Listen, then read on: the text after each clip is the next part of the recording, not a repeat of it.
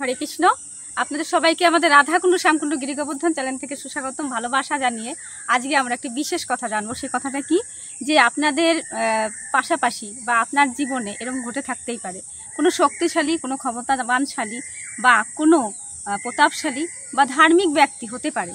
আপনাকে কি করছে, অনেকেই আছে, অনেকেই ঈর্ষা করছে, আপনি তাদের হাত থেকে কি করে বাঁচবেন, অবশ্যই এই ভিডিও নিয়ে আপনাদের সামনে আজকে এসেছি।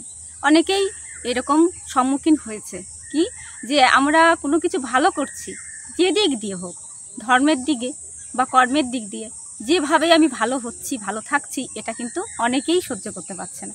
বা আপনার জীবনে আমরা বুঝবো যে কেন সহ্য করতে পারছে না।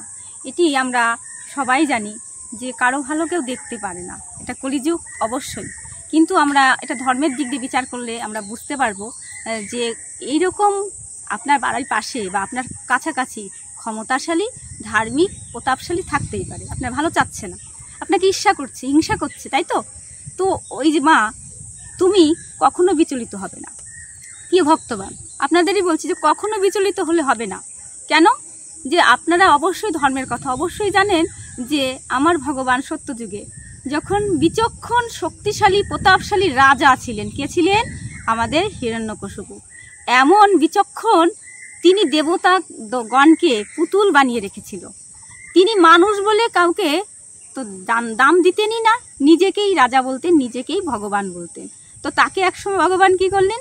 তিনি নরসিংহ রূপে তিনি সেই অসুর রূপী কাকে, হিরণ্যকশিপুকে কি করলেন? ছিন্ন বিচ্ছিন্ন করে একেবারে ধুলায়, মাটিতে ঘুরিয়ে দিলেন।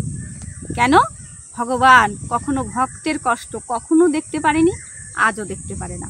তাই ভগবান বললেন, আমার ভক্তের দিকে যদি কেউ কখনো, তুমি যত বড়ই প্রতাপশালী ভালো হও না কেন, তোমার মনে ঈর্ষাটা কেন যায়নি? তাই তুমি আমার ভক্তের কাছাকাছি এলে পরে আমি কি করব?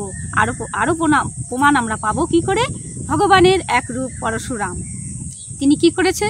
তিনি 21 বার, একবার নয়, দুবার নয়, তিনবার নয়, 21 বার ক্ষত্রিয়, নিষ্ক্রিয় ক্ষত্রিয় দুরাচার যারা ছিল তাদেরকে 21 বার বিতাড়িত করেছে, শুধু পৃথিবীর বাইরে বের করে দিয়েছে। কেমনভাবে বার করে দিয়েছে অবশ্য আপনারা জানেন। তাহলে সেখানে আমরা জানি ধর্মেরই জয়লাভ হয়েছে, তাই না? আবার আমরা জানি ত্রেতা যুগে শ্রী রামচন্দ্র অবতারে প্রতাপশালী, ক্ষমতাশালী যে এক রাজা ছিল দশানন, তাই না? সেই রাবণকে কি করেছে? শুধুমাত্র হনুমান কুলে, বানর কুলে জন্মগ্রহণ করে তাকে রাবণের মাথায় করে তারা ফুটবল বানিয়েছে। রাবণকে একটা ফুটবল বানিয়ে তারা খেলা করেছে। তার মানে বোঝা যায়, রাখে হরি মারে কে, মারে হরি রাখে কে। তাই মাগো, আমরা সবাই জানি যে ভগবান আছেন, ভগবান না থাকলে আজও সূর্য উদিত হতো না, অস্ত যেত না।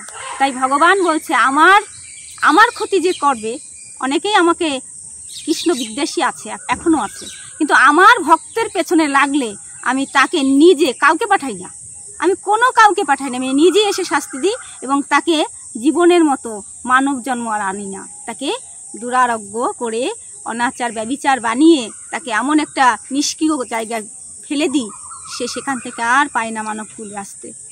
তাই ভক্তের পেছনে লাগা, আপনার ভালো হচ্ছে, আপনার খারাপ হচ্ছে, আপনাকে ভালোবাসছে না, আপনার ভালো চাইছে না, আপনার নামে নিন্দা করছে, আপনার পিছে লোক লাগিয়ে দিয়েছে, আপনাকে সহ্য করতে পারছে না, আপনার সামনে ভালোবাসছে কিন্তু পেছনে আঘাত করছে, এইসব ভক্তের পেছনে অনেক দুর্গতি আছে।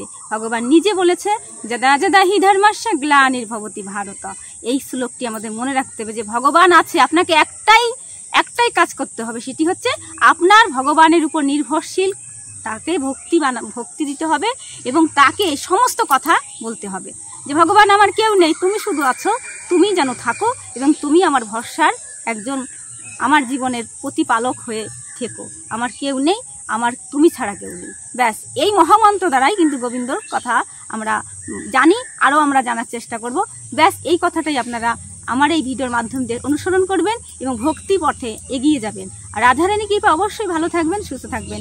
আর আমার এই নিত্য নতুন ভিডিওগুলো দর্শক হিসাবে যারা দেখছেন বা সাবস্ক্রাইব করে পাশে আছেন, তাদের অবশ্যই আমি ধন্যবাদ, প্রণাম জানাই, ভালোবাসা জানাই। এবং যারা এখন আমার এই ছোটো বড়ো ভিডিওগুলো দেখছেন, সাবস্ক্রাইব করেন, তাদের বলছি অবশ্যই সাবস্ক্রাইব করে পাশে থাকবেন এবং ভালো থাকবেন। রাধে রাধে।